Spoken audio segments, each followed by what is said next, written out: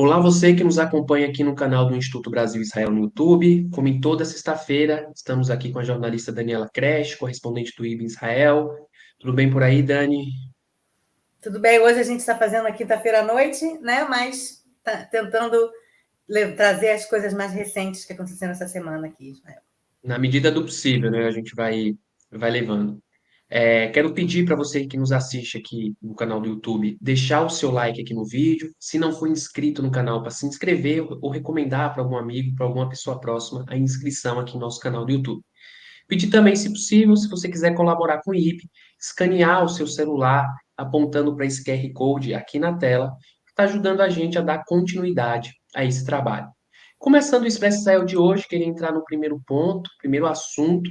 É um assunto muito triste, é um incidente mais mortal no combate em Gaza desde o dia 7 de outubro. 21 soldados israelenses morreram quando um prédio desabou em cima deles, né? Como eu falei, foi o maior número de mortos em um dia só em Gaza desde que começou a guerra. E aí eu vou colocar aqui na tela, Dani, a foto dos 21 soldados que morreram. Muito Uhum. triste essa notícia, né? Aconteceu na segunda-feira, na verdade a gente ficou sabendo só na terça, mas já aconteceu na segunda-feira, dia 22 de janeiro. Já estava rolando alguns boatos e a verdade é que eu moro muito perto de um hospital e eu escutei realmente na segunda-feira muitas ambulâncias chegando, porque eles foram os que se feriram, né, e tentaram salvar a vida deles, foram para os hospitais, e alguns chegaram aqui no hospital bem perto da minha casa, e foi realmente um dia terrível para Israel, que já passa por dias terríveis nessa guerra, né? São 219 soldados mortos já. Para se ter uma ideia dessa quantidade, num ano normal, quer dizer, em média, morrem em Israel algo em torno de 30 a 50 soldados por ano. Mas isso é uma média, porque teve muitos anos mais, né, violentos, né? A guerra de 2006, 2014 e também a guerra do Yom Kippur, sei lá. É uma média. Nos últimos anos, teve um ano, por exemplo, acho que foi 2019, que morreu um soldado só israelense. E aí a gente vê 219 morrendo em 3 meses. Quer dizer, cinco vezes mais do que a média dos soldados mortos na história de Israel. E isso em 3 meses. E especificamente nesse dia, 22 de janeiro, foi o pior dia, né? Que elevou esse número para 219, que morreram esses 21 num só dia.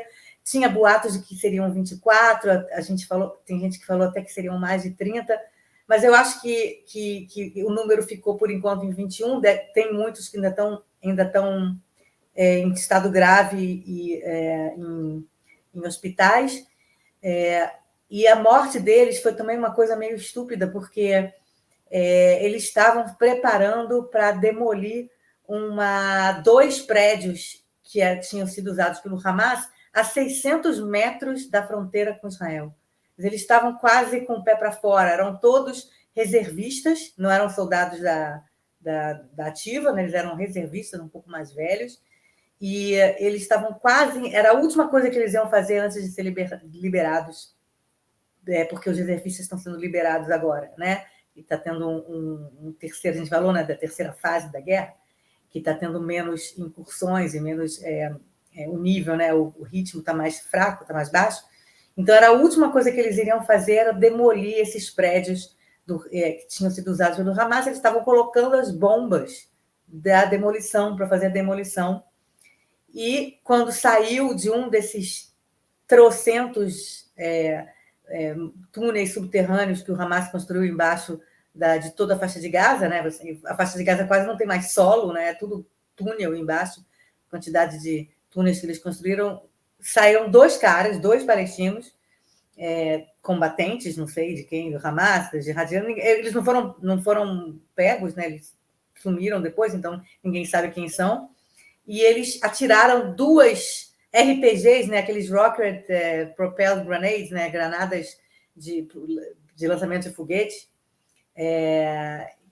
lançadas assim, naquelas de ombro, né? E eles lançaram 2, contra um dos prédios que estava com os explosivos lá dentro. Então, essa granada, esse explosivo lançado conseguiu fazer com que explodissem todos os... Quer dizer, os prédios foram demolidos, só que tinha soldados israelenses dentro, porque eles estavam preparando para a demolição. Então, eles morreram, 19 deles morreram quando caíram os 2 prédios em cima deles, porque um explodiu, o outro também explodiu e caíram os 2 prédios em cima deles. E mais 2 morreram porque teve uma segunda granada, um segundo RPG, que foi lançado contra um tanque que estava perto, e dentro desse tanque morreram mais 2 soldados. E a tristeza é muito, muito grande, porque por essa coisa de ser tão próximo, e eles estavam quase saindo de lá, e novamente, mais uma coisa que vai ter que ser analisada e estudada pelo Exército. Por que tinha tantos soldados para fazer a demolição de 2 prédios? Por que não podia fazer essa demolição através de um ataque aéreo?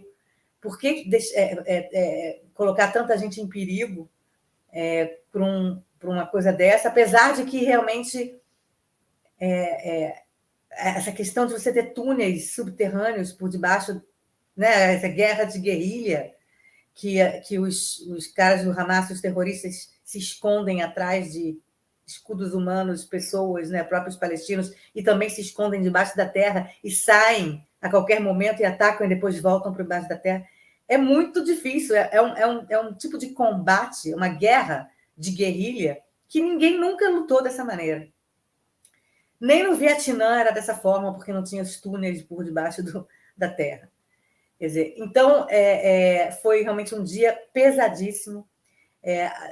Vocês podem imaginar, no dia seguinte, né, no dia 23, quando, enfim, saíram todas as notícias, as explicações, a foto de todos os soldados que a gente viu agora, nos noticiários da noite, cada um dos 21 ganhou, sei lá, 3, 4 minutos, contando a história dele, e entrevista com a mãe chorando, entrevista com pessoas que conhecem, porque cada soldado ganha o tempo em que ele é tratado como ser humano, quem é a pessoa, o nome dela, o que ela fez.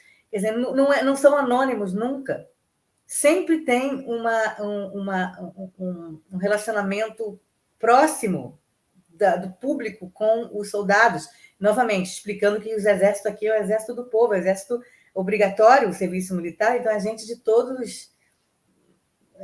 né, e nesse grupo, inclusive, especificamente, tinha judeus, tinha beduínos, tinha drusos, tinha árabes, quer dizer, você tinha, né, judeus e muçulmanos lutando juntos nesse grupo e morreram juntos. Né? Então, gente do sul e do norte, gente de, sei lá, cidades mais ricas como Herzliya e da periferia, quer dizer, soldados de todas as camadas da sociedade israelense, o microcosmo da sociedade israelense, que é o exército. Né? Uma coisa que você sempre comenta aqui, né, Dani, dessa característica de ser um exército popular, um exército que é formado por das mais variadas pessoas, classes sociais, um Exatamente, exército do povo mesmo, né? do povo. Então, quando fala, morreram só soldados, não são civis, não é só soldados aqui. Os soldados daqui são meninos de 18 anos, todos eles vão para a guerra. Amigas minhas que até pouco tempo atrás não demonstravam tanto temor por ter filhos em idade de ir para o exército, quase vão indo para o exército. Eu tenho várias amigas que têm filhos de 17 anos. Elas estão visivelmente histéricas com o fato de que os seus filhos de 16, 17 anos vão ter que ir para o exército.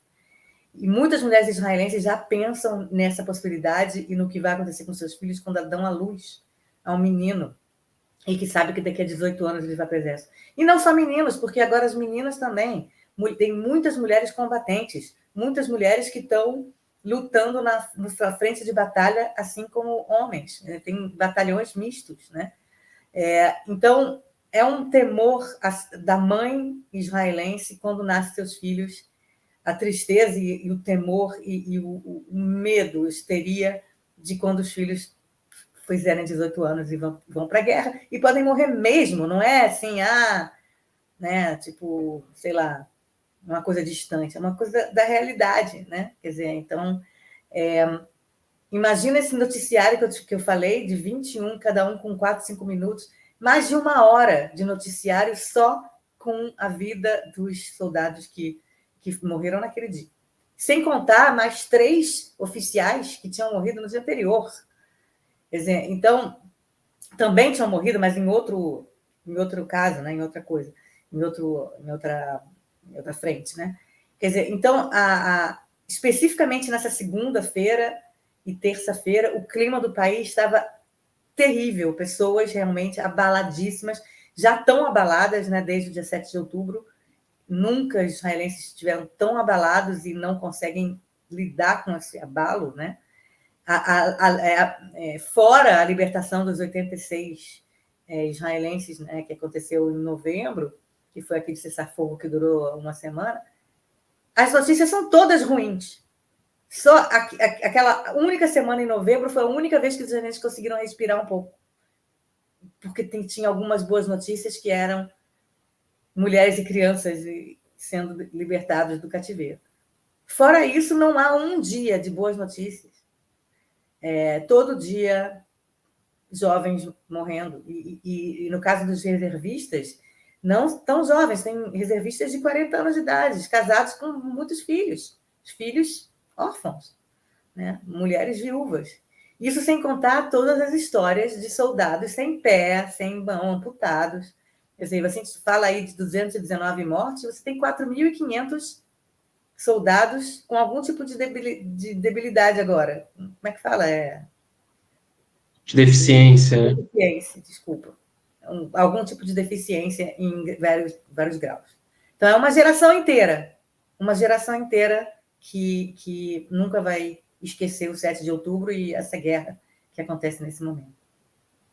É uma situação muito triste, né, Dani? É isso que você traz das notícias, né? E mesmo a libertação dos reféns, que a gente tinha a gente vai falar isso mais aqui no final do programa, mas que a gente tinha um horizonte desde de novembro do ano passado, travou, o Kafir Bibas completou 1 ano, né, o bebezinho, e a gente ainda não sabe, tem toda a ansiedade da família, do país, né, de como que é a situação dos reféns, a gente não sabe de fato qual que é a real situação, qual que é o real estado. Então, para além dessa questão dos feridos e dos mortos, né? E aí eu já queria emendar no segundo assunto, que são esses 219 soldados que morreram em Gaza e esses 4.000 que ficaram feridos.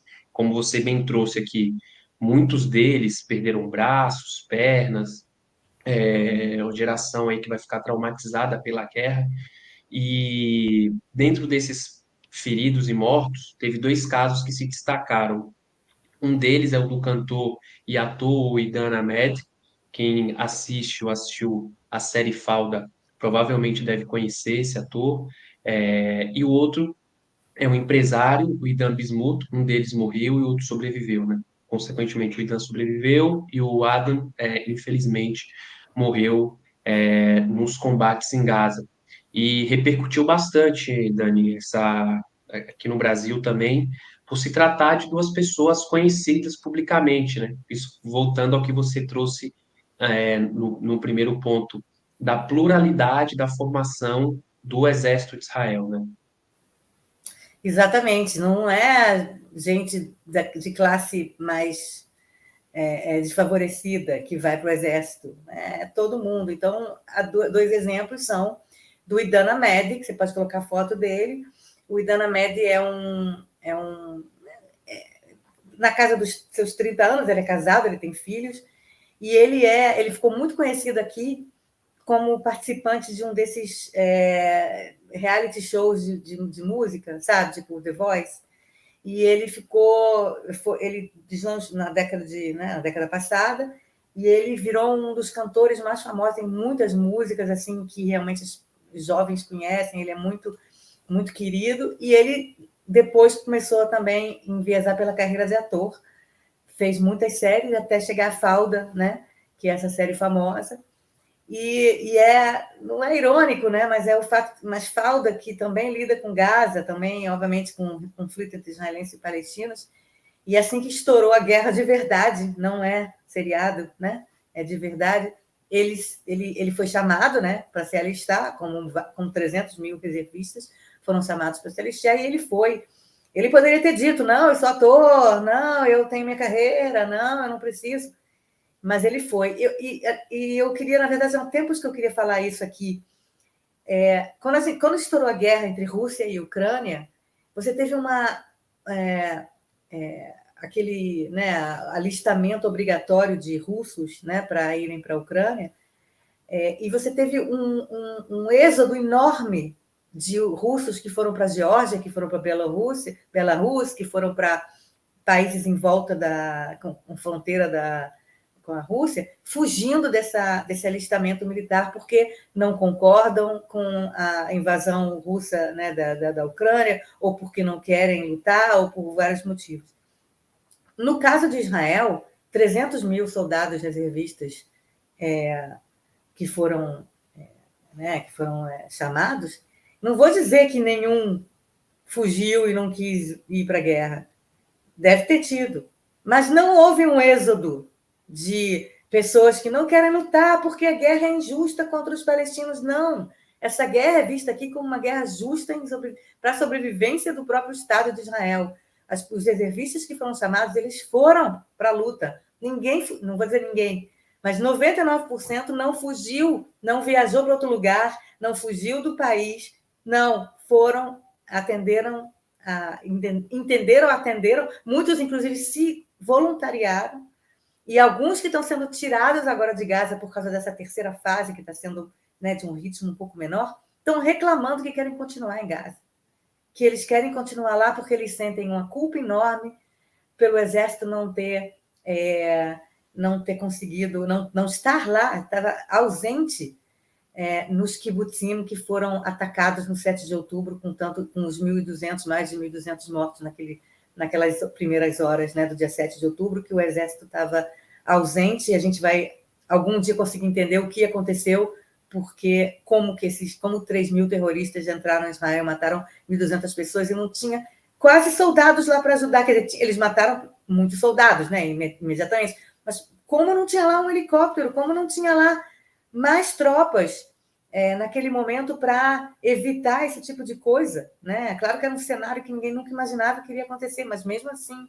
Então, muitos soldados dizem que sentem culpa pelo fato de que não conseguiram proteger esses civis mortos nos kibbutzim em volta da faixa de Gaza no dia 7 de outubro. Eles dizem para a câmera, nós vamos ficar aqui até a gente expiar essa culpa, ou trazer os sequestrados de volta, ou acabar com o Hamas, algum tipo de endgame tem que ter aqui, porque a gente precisa... eu sinto aí que eles sentem a culpa, eles querem estar lá para que alguma coisa saia dessa guerra de bom, entre aspas, né? Quer dizer, pelo menos os sequestrados, os reféns que ainda estão vivos, mais ou menos 100, sejam resgatados com vida, né? Quer dizer, então, o Idaramedi poderia ter dito, não, eu vou para Los Angeles, sei lá para onde vai. Não, ele foi, como ele, várias pessoas famosas, atores, cantores, vários famosos que estão lá, estão lutando lado a lado e empresários também. Então, agora entra no segundo caso, que, infelizmente, o Idaramedi ele foi ferido há 2 semanas atrás, ele foi ferido totalmente no rosto, o braço, quebrou todos os dedos da mão, ele toca violão, né? E ele voltou entre a vida e a morte, ele estava numa dessas máquinas, né, enfim, mantendo ele vivo durante algum tempo, acharam que ele ia morrer, e ele conseguiu aos pouquinhos ir voltando, fez inúmeras cirurgias, e ele deu uma entrevista coletiva hoje, dá para ver o rosto dele todo com cicatrizes aqui, o braço todo... e ele, enfim, deu essa entrevista hoje, mas ele sobreviveu, né?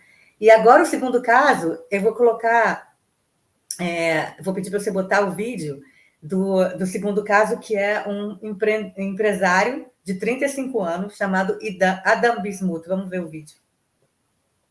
Amos Daily, I'm Adam. One day, Adam was at the Dead Sea when he saw a person drowning, and the lifeguard didn't even see it happening. That's how more than 200,000 people drown every year. So, Adam built the world's best lifeguard. It can see everything that's going on in the water 8 times more than a human can. If a person starts panicking or disappears for more than 10 seconds, the camera will alert lifeguards immediately. Now, lifeguards can track up to 50,000 swimmers at the same time. The most beautiful technology is the one that's built to save lives. That's 1 minute. See you tomorrow. Amos Daily, I'm Adam. Pode esperar, está começando de novo. Então, esse vídeo, quem conhece o Nas Daily, né, que é um israelense, ele é árabe israelense, né, esqueci o nome verdadeiro dele, e ele é um youtuber famoso, um influenciador famoso, e ele fazia esses vídeos de 1 minuto, né, depois ele passou a fazer outros tipos de vídeos, mas e ele fez então esse vídeo com o Adam Bismuth há, sei lá, 2, 3 anos atrás. E então esse Adam Bismuth, ele era, na verdade, um CEO de uma empresa, de uma startup chamada Sitebit, que desenvolveu uma câmera que ajuda equipes de resgate a ver atividades embaixo da água, né? Quer dizer, ele contou aqui o Nas, né? E o Adam, ele era muito não famoso, mas ele era um cara que era bem conhecido da comunidade de high-tech, de alta tecnologia, de startups aqui em Israel. E ele também poderia ter dito, não, eu sou um CEO de uma companhia, eu não vou lutar e tal. Não, mas ele foi. E ele ele morreu junto com, acho que são 6 pessoas. Ele morreu num combate em Gaza também. Né? Quer dizer, então é triste porque a gente vê pessoas conhecidas e queridas e, enfim, cada pessoa é um mundo, né? Que estão morrendo. E eu escrevi um texto sobre o dilema que Israel está passando agora, um texto que está no site do IB, nesse momento, o dilema que os israelenses estão passando agora entre querer a libertação dos 136 reféns em troca de qualquer coisa que o Hamas peça, ou achar que não se deve negociar com os terroristas. É um dilema terrível. E, no fim, eu digo para as pessoas que estão assistindo, as pessoas que assistem aqui, eu acho que entendem o clima do que a gente está falando aqui, mas para as pessoas que dizem, mas os palestinos de Gaza estão sofrendo muito mais que os israelenses. Eu digo, pode até ser verdade, mas não há competição, e não tem que fazer competição de sofrimento. Não é porque um lado está sofrendo mais, enfim, não é porque um lado está sofrendo, o outro então não está. Não é porque um lado está sofrendo mais que o outro está sofrendo menos. Quer dizer, quem quiser fazer competição de sofrimento durante uma guerra é realmente absurdo. Quer dizer, se um lado, então, para você sofre mais, o outro então não sofre nada, né? O outro então dane-se, que sofram mesmo porque são maus. Não, quem é humanista e aprecia a vida humana também precisa ver o sofrimento do outro lado, né? E eu vejo o sofrimento, eu sinto muito pelo sofrimento dos palestinos. Eu falo menos aqui porque eu estou em Israel, não estou em Gaza, então eu falo do que eu vejo, de onde eu estou. Mas o que eu posso dizer é que em Israel o sofrimento é muito grande, da sociedade inteira, muita tristeza, muita incerteza em relação ao futuro e muita tristeza pelos mortos e feridos nessa guerra. Dani, infelizmente aí essa notícia do empresário que eu vi uma pessoa que falou isso, né? Um empresário da vida que fez esse projeto, essa tecnologia que literalmente salva vidas, que alerta em caso de afogamento, de desaparecimento. e infelizmente morreu em Gaza. E indo um pouco nessa linha que você falou, recomendar o podcast aqui dessa semana, que a gente falou se o Holocausto tem comparação ou não, que a gente entra nessa reflexão, né, de que uma dor, um luto, uma tragédia, um trauma, não existe mais ou menos, né, que os dois povos sofrem, só quem vive ali aquilo, viveu, sabe o peso daquilo, e o que a gente pode fazer é expressar nossa solidariedade, não tentar igualar nada. Então, fica aqui a recomendação para quem nos assiste, porque para a gente não cair nessas narrativas que às vezes são muito fáceis, né, de Não, tentar. assim, uma coisa pessoal, porque eu acho que é muito natural também. Se você, por exemplo, no caso, né, do grande, dos grandes vilões, né, do século XX, os nazistas, né? Eu me vi também muitas vezes vendo filme, né, contra nazistas, vendo filme de Holocausto, não sei o quê, e morre um montão de soldado alemão, nazista, você fica, era nazista, né? Tinha que morrer mesmo, né? Eu entendo, eu sinto isso também, né? Mas aí outro dia eu estava assistindo até um vídeo, não sei como que eu cheguei a esse vídeo, de uma alemã que se refugiou no Brasil, uma brasileira brasileira alemã, descendente de alemães, que estava na Segunda Guerra Mundial na Alemanha, e ela contando o que ela passou, como é que ela conseguiu sobreviver. Ela estava fazendo um intercâmbio de estudo, sei lá o que, na Alemanha, estourou a guerra e ela teve que ficar lá. E ela era, enfim, alemã, de família alemã. E ela contando o terrível, como foi terrível durante a guerra, ela está lá contando que ela sobreviveu a uma explosão aliada em cima da casa onde ela estava e que a mulher do lado dela morreu, contando que a quantidade de estupros dos soldados, os soldados russos que chegaram na Alemanha violavam todas as mulheres que eles viam na frente, alemães. E eu me vi olhando para aquilo lá e pensando, eu não escutei essa narrativa. Eu não escutei a narrativa dos civis, ou mesmo dos militares que foram chamados à guerra pela elite lá nazista, e que também são seres humanos, e que também sofreram durante a Segunda Guerra Mundial. A gente tem essa tendência de anular, ignorar a dor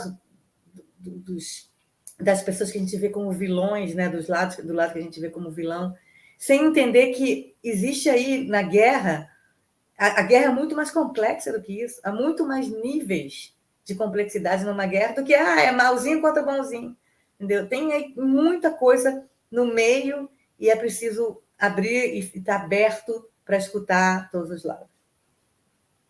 É isso, Dani. Seguimos aqui acompanhando e, enfim, né, que morra, que a guerra chegue ao fim o mais rápido possível, que é, a gente supere de maneira mais rápida esse trágico capítulo aí de, enfim, de morte, de perdas para ambos os lados. E entrando aqui no terceiro e último assunto, nessa edição do Expresso Israel, comentar uma situação de um mal-estar entre Netanyahu e o Catar e também entre o Egito, a campanha das famílias para libertar os reféns, alguns familiares que, enfim, têm se organizado e se engajado para isso, acusou Netanyahu de alimentar intencionalmente as tensões com o Catar. Isso porque vazou uma fita, um vídeo onde o Netanyahu insulta os esforços de Doha para negociar um acordo. E o Qatar acabou chamando esses comentários de Netanyahu de irresponsáveis. Também tem um mal-estar entre o Egito, que ajuda a mediar esse acordo, afinal, Gaza também faz fronteira com o Egito. E essa é uma situação muito desconfortável, né, Dani? Mais de 110 dias de guerra, mais de 130 reféns ainda em Gaza, como dito aqui anteriormente, sem saber qual estado que eles se encontram, e esse tipo de comentário não tem como gerar um desconforto, né? Pois é, né? Quando a gente fala na guerra, no começo a gente tentava. Existia talvez uma tentativa de esforço de não entrar em política, né? De somos todos irmãos, estamos todos juntos no mesmo barco. Mas, depois de 3 meses, a política está vindo à tona cada vez mais fortemente. E existe toda uma crítica em relação ao primeiro-ministro Benjamin Netanyahu, de que ele talvez esteja tentando fazer com que a guerra dure mais tempo, porque isso serve a ele politicamente, porque ele é réu em 3 casos de corrupção e ele quer continuar no poder quanto mais ele puder, para conseguir algum tipo de imunidade, alguma coisa assim. Então, há essa acusação, não estou dizendo que eu acho que é verdade ou não, ou que é verdade ou não, mas há essa acusação de que o Netanyahu está agindo com a política na cabeça muito mais do que com o bem-estar dos reféns, ou, enfim, do país como um todo, né? Fazendo aqui um parágrafo, porque eu acho que tem muita gente no Brasil que fala que essa guerra é do Netanyahu, o Netanyahu que está atacando Gaza, a guerra que o Netanyahu, que é belicista, que está atacando... Eu já falei aqui no Expresso, vou falar de novo. Essa guerra aconteceria com qualquer primeiro-ministro, tá? Não fosse com o Yitzhak Rabin estaria fazendo essa mesma... Shimon Peres, de esquerda, estaria fazendo essa mesma guerra. A guerra não é do Netanyahu, não é o Netanyahu que está mandando na guerra. Claro que ele faz parte de uma cúpula, da cúpula de guerra, que é muito pequena, e ele realmente faz parte, é um dos principais, né? Talvez tome as decisões, né? É ele.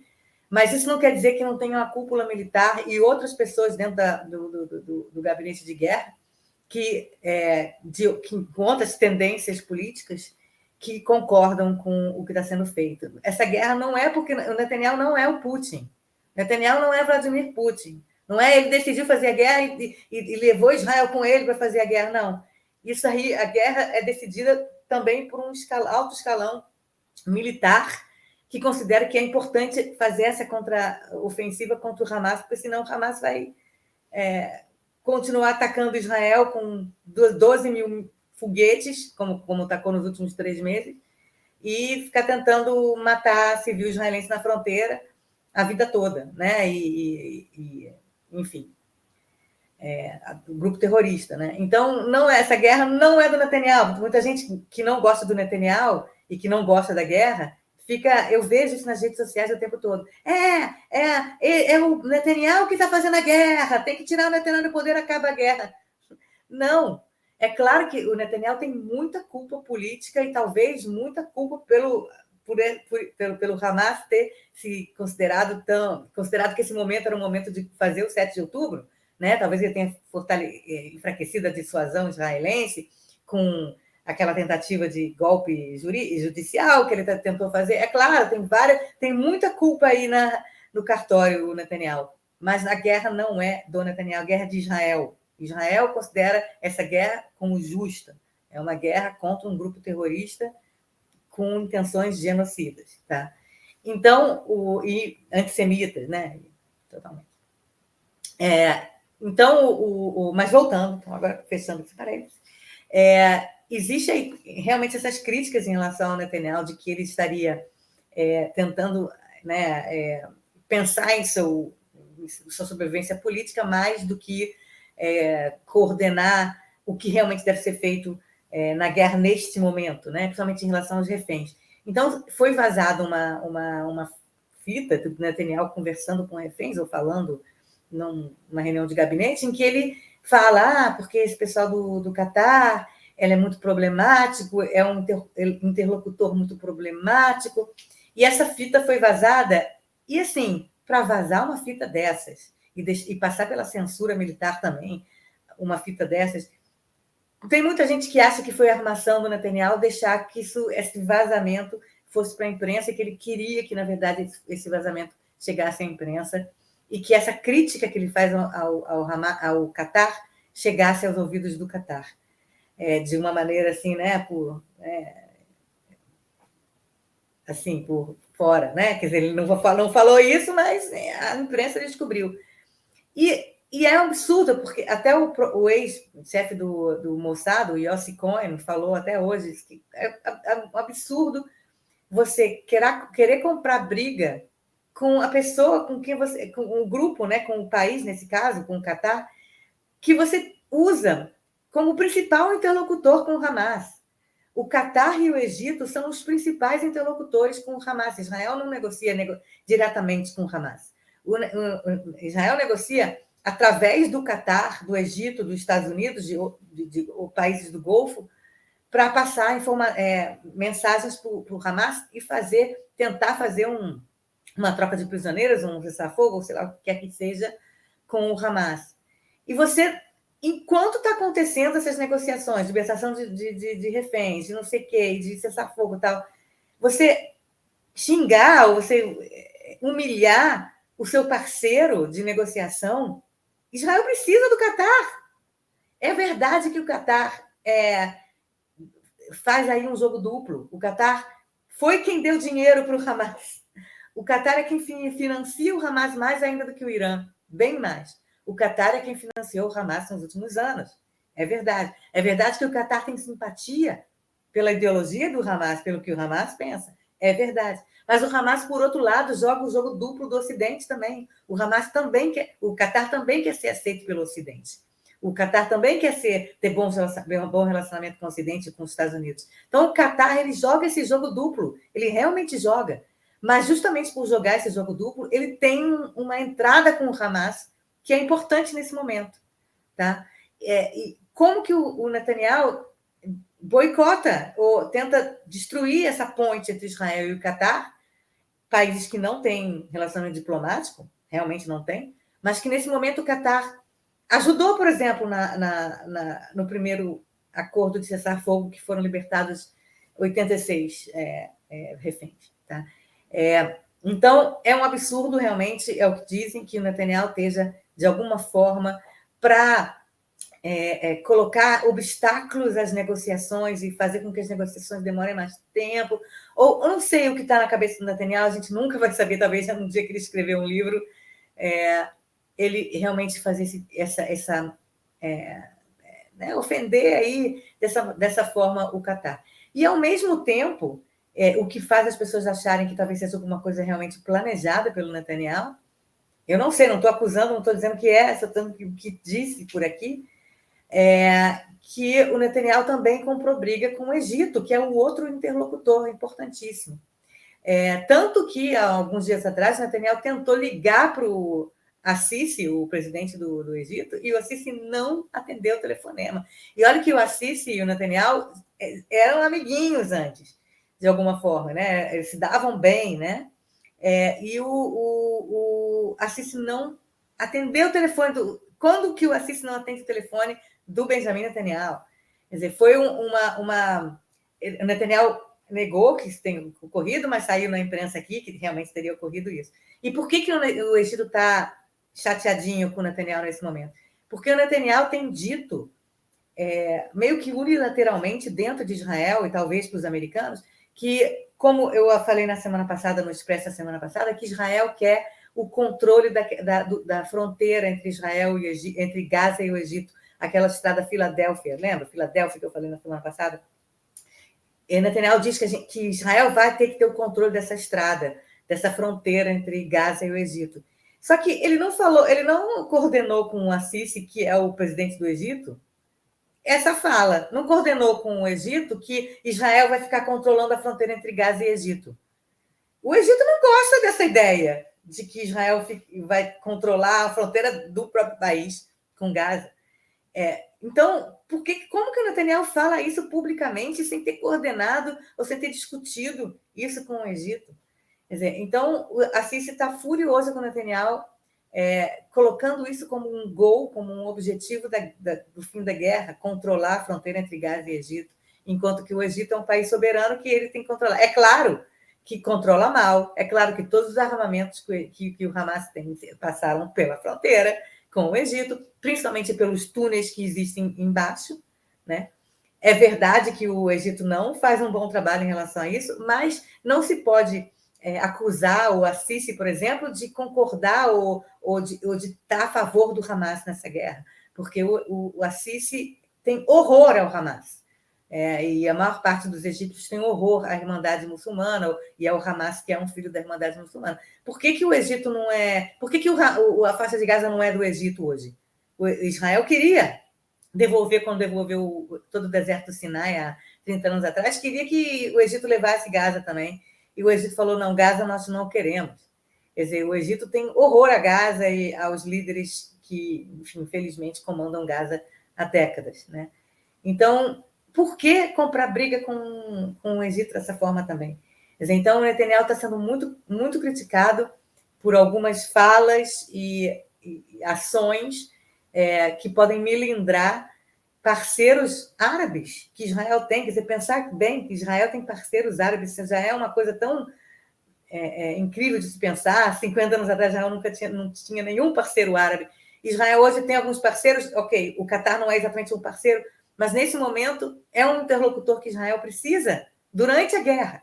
Por que fazer isso? Então, as pessoas estão tentando entender as motivações do Netanyahu e, como sempre, as motivações dele são meio egocêntricas e políticas, pensando nele mesmo, né? É uma caixinha de surpresa, né, Dani? Como você falou, a gente só vai saber o que passou e o que passa na cabeça de Benjamin Netanyahu durante essa guerra se um dia ele escrever um livro e falar publicamente o que ele pensava, o que ele pensa nesse período, né? E se for verdade, né? Se ele vai E escrever se a for verdade. verdade, ainda tem isso. E o pessoal do Israel de Fato fez uma matéria falando um pouco disso, coloca ainda que o Joe Biden, né, na tentativa de se reeleger, não quer a expansão do conflito e ficou muito incomodado com essa postura, né? Então, é, mais um fator aí de crise, digamos assim. 136 reféns ainda permanecem na mão do Hamas em Gaza, as famílias na ansiedade, no desespero e, é, enfim, ó, é mais um caos num momento que não precisaria, né? Como você trouxe aí, com toda inteligência, com tudo. Quase ouvi no Twitter de uma jornalista israelense, quase um amadorismo, assim, que ela colocou parte do Netanyahu. Tudo que Enfim, ele não é amador, né? Do que ele não é amador. exato. Portanto, não é amadorismo, é preconcebido. Agora, você falou muito bem sobre o Joe Biden. Quer dizer, além de comprar briga com o Catar e com o Egito, também comprou briga com o Biden. Quer dizer, não que o Netanyahu e o Biden fossem os melhores amigos, mas ele se dava bem, o Netanyahu se dava bem com o Biden, muito mais do que na época do Obama com o Obama, né? Na época que o Biden era vice do Obama. E o Biden falou várias vezes que conhece o Netanyahu há muitas décadas, que se dá bem com ele. Também há um problema agora, um relacionamento entre Biden e Netanyahu. Quer dizer, Netanyahu está se isolando dos principais parceiros que ele precisaria nesse momento. Se ele realmente tivesse a intenção de resolver as questões da guerra e dos reféns e de possíveis cessar-fogos e etc. e tal, se ele realmente tivesse essa intenção, ele não compraria briga com seus parceiros, né?